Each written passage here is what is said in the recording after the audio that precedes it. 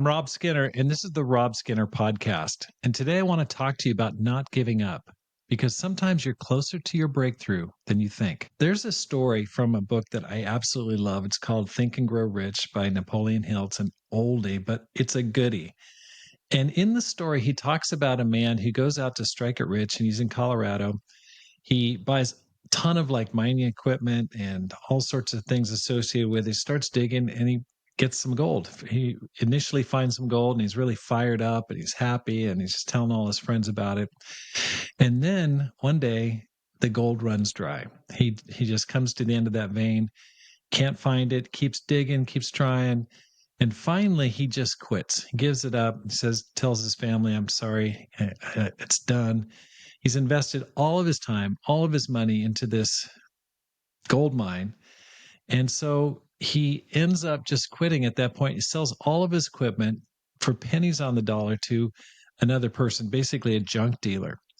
And that new owner takes it and he did something different. He hires a mining engineer, person who's a geologist, familiar with rock structures and things like that. And the guy goes in there and he investigates and he says, "I think that you're only about 3 feet from gold." And so they keep digging. And what do you know? 3 feet away, there's this massive gold vein and becomes one of the most lucrative gold mines in that area. The guy's name is Darby, the one who originally bought the mine. And he took that lesson and he went off and he went into insurance.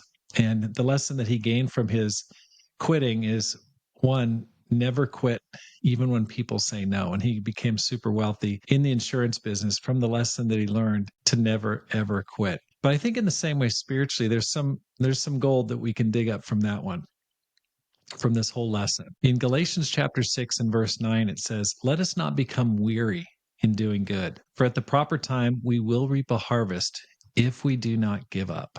Paul is saying, don't stop digging. Keep doing what's right. Keep trusting God. Keep sowing seeds because the harvest is coming. The truth is, the Christian life takes endurance. It's easy to start strong, and many people do, but it's staying faithful that really brings the reward. Sometimes the gold isn't found in the first swing of the pickaxe. Sometimes things start off pretty easy, or maybe or it's tougher. So sometimes the gold, it comes after days, months, and even years of doing good when no one notices, no one's paying attention. You feel like no one's giving you any attaboys. When prayers seem unanswered, you feel distant from God. When progress seems slow, but God sees every act of faithfulness that you do, every prayer, every seed of kindness that you sow, every sacrifice that you've made. And at the proper time, the scripture says, in God's time, he promises you will reap a harvest. But there's a condition: if you don't give up. Now, here's the thing: you might be closer than you think, 3 feet from a breakthrough in your faith, your family, your ministry, your calling. So don't quit now. When I was a young Christian, I'd been a Christian probably about a year and a half or so. And I went through one of the toughest times up until that time, just a real struggle period. Almost fell away, almost just left, almost quit.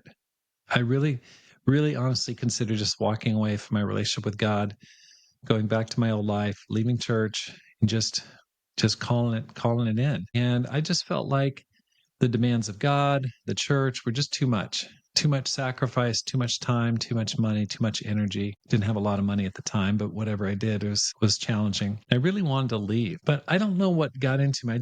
I hung in there. I knew I didn't want to. I knew enough. I didn't want to go to hell. I knew I didn't want to be separated from God, and I wasn't super grateful to God. But at the same time, I knew I'm just going to hang on. And so I don't know. I'm just thankful to God. I just kind of hung on by my fingernails, started digging into the Bible, started praying. I spent a lot of time fasting, and it was kind of a miserable time, but I hung in there, and that actually led to the greatest spiritual breakthrough that I've had up until that time.